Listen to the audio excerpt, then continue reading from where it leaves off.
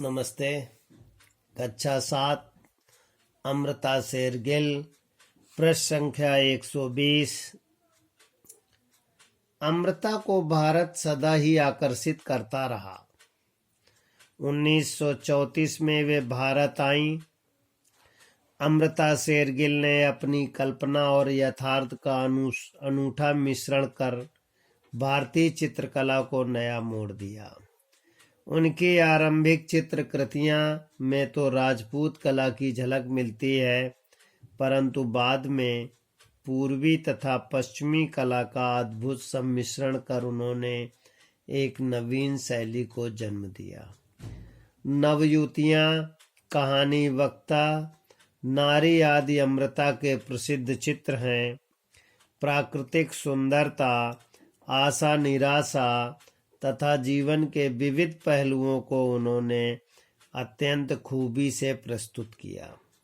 उन्होंने भारतीय ग्रामीण जीवन को बारीकी से समझा। 3 बहिनें, पनिहारिन, वधू श्रृंगार आदि चित्रों में सुंदरता कूट कूट कर भरी। अमृता ने इस विषय में लिखा, जैसे ही मैंने भारत की धरती पर कदम रखा, मेरी कला मूल भावना तरीके में अंतर आ गया। सब में भारतीयता समा गई। उनके चित्रों को बहुत सराहा गया। बम्बई आर्ट सोसाइटी ने उन्हें स्वर्ण पदक प्रदान कर उनकी प्रशंसा की। चित्रकला के साथ साथ अमृता की रुचि संगीत और अभिनय में भी थी। विवाह के बाद के कुछ वर्षों तक वे हंगरी में रहीं, फिर भारत लौट आईं। मिलनसार, मधुर और शांत स्वभाव वाली अमृता शेरगिल का दाम्पत्य जीवन सुखी रहा। भारतीय चित्रकला जगत में उन्होंने लोक शैली को जीवित किया। 5 दिसंबर 1941 को इस महान चित्रकार का स्वर्गवास हो गया। इतनी छोटी आयु में विश्व भर में ख्याति प्राप्त करने वाली सच्ची कला साधिका अमृता जी की कृतियां युगों तक कला जगत को सुगंधित करती रहेंगी। प्रश्न संख्या 120 में प्रश्न इस प्रकार है, अमृता को कौन सा देश सदा से आकर्षित करता रहा? अमृता ने कौन कौन सी शैलियों का मिश्रण किया है? अमृता के 3 बहनें, पनहारिन और वधू श्रृंगारें, ये क्या प्रस्तुत करती हैं? अगला प्रश्न है, अमृता जी ने अपने बारे में क्या लिखा? अगला प्रश्न, अमृता जी हंगरी में कितने सालों तक रहीं? और अंतिम प्रश्न है, हम अमृता जी की मृत्यु कब हुई?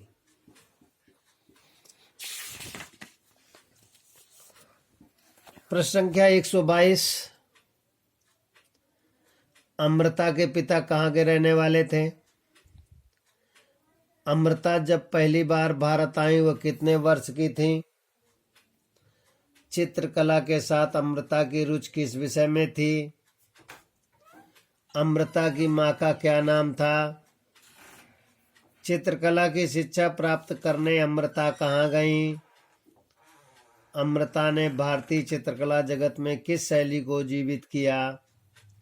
मृत्यु के वक्त अमृता की आयु कितनी थी?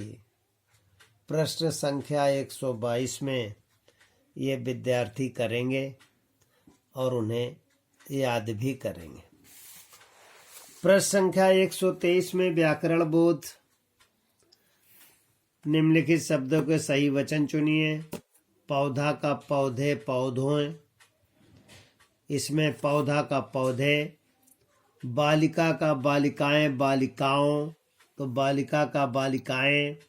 हवा का हवाओं, हवाएं, इसमें से हवाएं।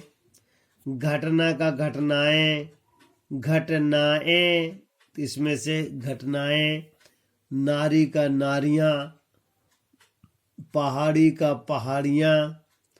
आँख का आँखें, कहानी का कहानियाँ, उंगली का उंगलियाँ, बहन का बहनें। एक वचन से बहुवचन में विद्यार्थी टिक लगाएंगे।